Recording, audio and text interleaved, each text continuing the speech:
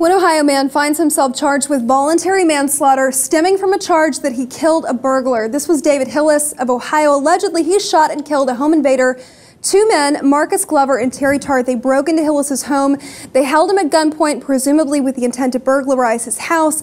Hillis pulled out a gun of his own. The intruders fled. He shot and killed Glover in the front yard of his neighbor's house, 2 houses over. Now, this was feet away from his neighbor's front door. The other intruder, Tart, successfully fleeing into the woods. He was charged, Jose, because self-defense is an affirmative defense, but people have a duty, here's the kicker, duty to retreat when they're outside of their home. Now, a lot of people really disagree with that. That comes from the Akron Deputy Chief Prosecutor, Craig Morgan, who decided to go ahead and charge Hillis with voluntary manslaughter here because of killing somebody who entered his home. Now, this man, Mr. Tart, he was charged with murder because of the aggravated burglary, the proximate cause situation. He was apparently held responsible when somebody died in the event of that robbery.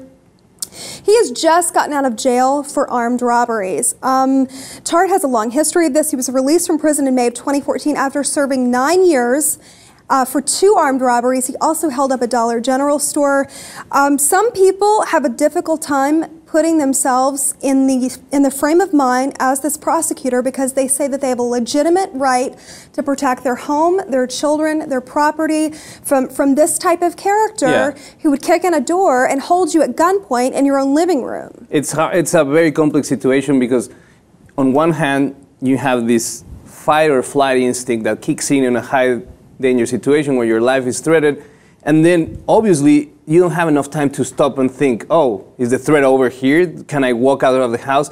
Obviously you'll go and engage till the point that you need to defend yourself, and to imagine that doing so will get you in jail, charged of voluntary manslaughter is hard to digest. But at the same time, maybe some will say that if they were running out of the house, that's the end of it. You know, you could shoot from your house, but if you go out and you know, hunt them down 2 houses down and kill them there, how much of a threat they still were, that's something that the authority is going to have to decide. But definitely it's a case that opens a lot of questions. Another question that is more of a social aspect is how someone that is coming right out of jail after 9 years for that same crime goes out and does the same thing over and over. We do have to address the fact that we have no rehabilitation in our penitentiary system. Prisons are about punishment. You know, they're about a prison they're complex. About money.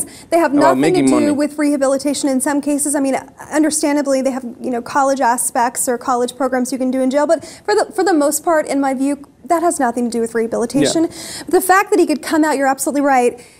Getting out of prison, getting out of that institution, having no turnaround, and then going out and arming himself and robbing another person. But I hate this because Mr. Hillis finds himself charged. This just happened on August the 7th of this month, and it took no time for that prosecutor to say, we're charging him with voluntary manslaughter. His life's gone if he's found guilty of that. It's a very complex legal situation that arises all these questions of where am I safe defending myself? How far can I go inside the door of your house? Otherwise, you're going to get charged. And then, this guy, engaged, going and hunt them down outside to the street, and now he's in jail.